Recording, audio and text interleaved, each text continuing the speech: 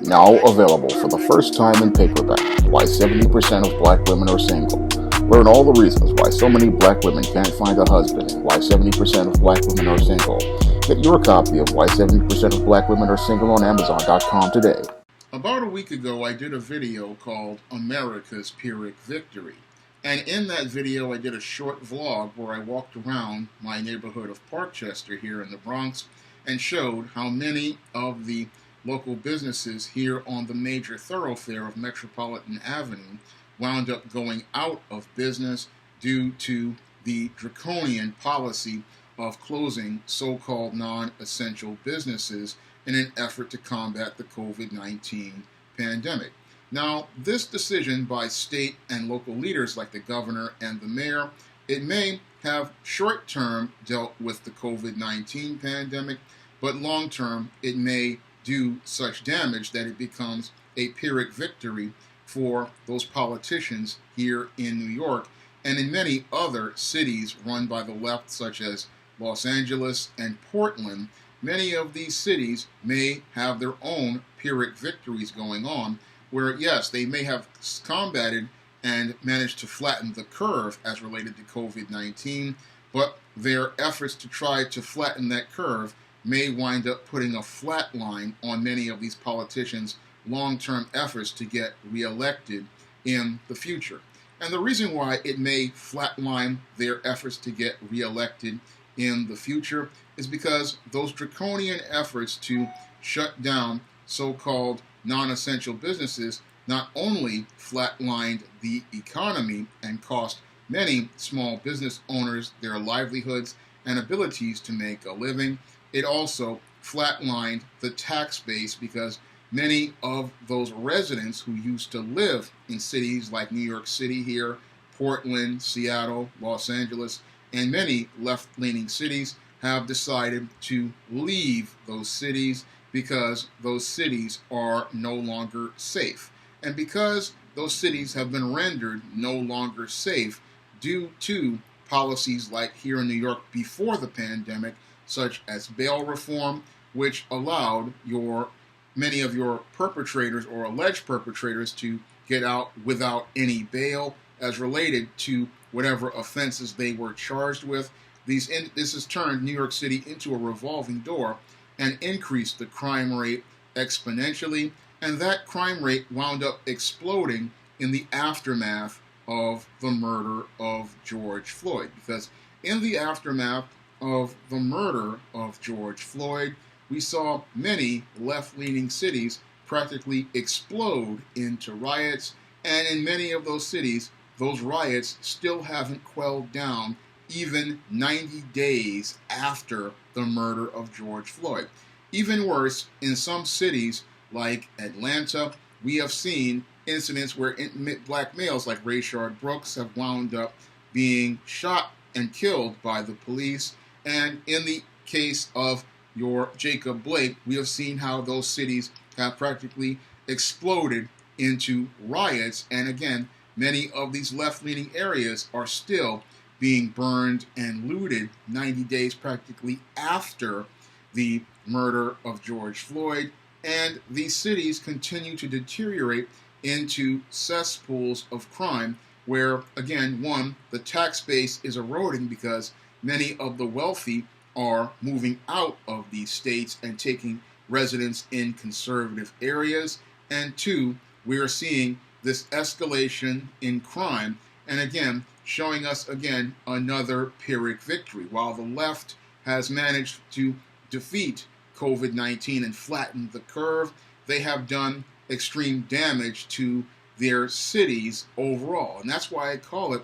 a major Pyrrhic victory, because you have managed to fight back against COVID-19 and flatten the alleged curve, but the damage done to the economy and the quality of life in those cities and the tax base long term has done more damage than the disease itself. And many of these same politicians who implemented many of these draconian measures to combat COVID-19, they may have to deal with the consequences and ramifications of those decisions come maybe 1 year from now or 4 years from now when it's time for re-election. And while many of those men were and women were celebrated back in March for their actions, they may not get celebrated 3 or 4 years later, especially by the remaining residents of those cities like Portland and Chicago and New York and Los Angeles and Seattle, where people have practically watched their cities burn, they have watched businesses go out of business, and they've watched the crime wave spike to levels like here in New York that are practically on the being back to where it was in the late 1980s during the crack epidemic and the 1970s during the heroin epidemic. So while many of these blue check areas are having had a rode a high in the short term as related to COVID-19, in the long term they may wind up losing everything. And that is the textbook case of a Pyrrhic victory. Yes, you managed to win one battle, but then you wound up losing the war overall, and you wound up losing the quality of life overall for that city, because in your battle to fight a virus, you wound up losing far more than what you would have gained. And that's a Pyrrhic victory if I could ever think of one. And again, Pyrrhic victories a lot of times come from people who think short term and in many cases are too arrogant to think that they can't lose. And a lot of times these people who go out here and have Pyrrhic victories, they oftentimes think because they have a little upper hand in the short term,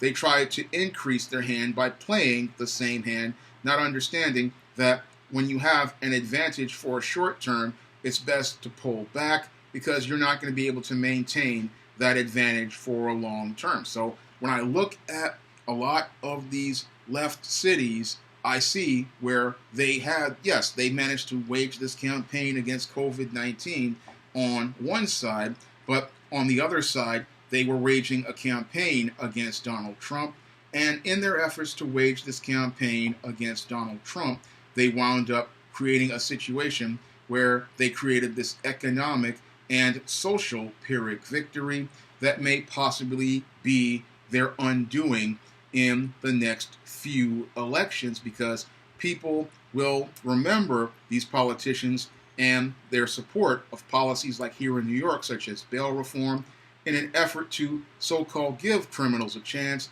that led to the increase in crime. And they'll use this to campaign and say that these guys were soft on crime, and then use that to oust those individuals, similar to what happened in 1994 when many of the Republicans took over the Congress and the Senate. And that happened because many were considered soft on crime, and those people wound up getting booted. And here in New York, same thing happened with David Dinkins. He wound up getting the boot because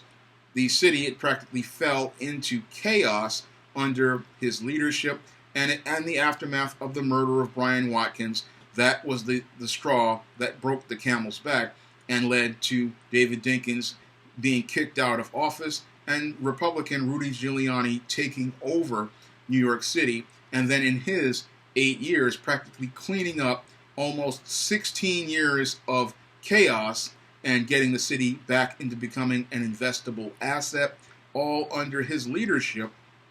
And again, the left doesn't, because the left is playing Candyland, they can't see the chess game going on. And because they're playing Candyland and going out here and participating in this short-term Pyrrhic victory over COVID-19, they can't see how they have undermined everybody's safety and security here in these big cities, how they have eroded the tax base, where all of these people are practically moving out of cities like here in New York because of the out-of-control crime and the out-of-control rioting. And they cannot see how they have done severe damage to local cities. And with the changing of the economy, where people can now telecommute, they may not ever be able to recover. So in some ways, the guy who wrote the article, New York is Dead, may possibly be right, because if people can go out here and telecommute and work from home, and they don't have to go to these offices,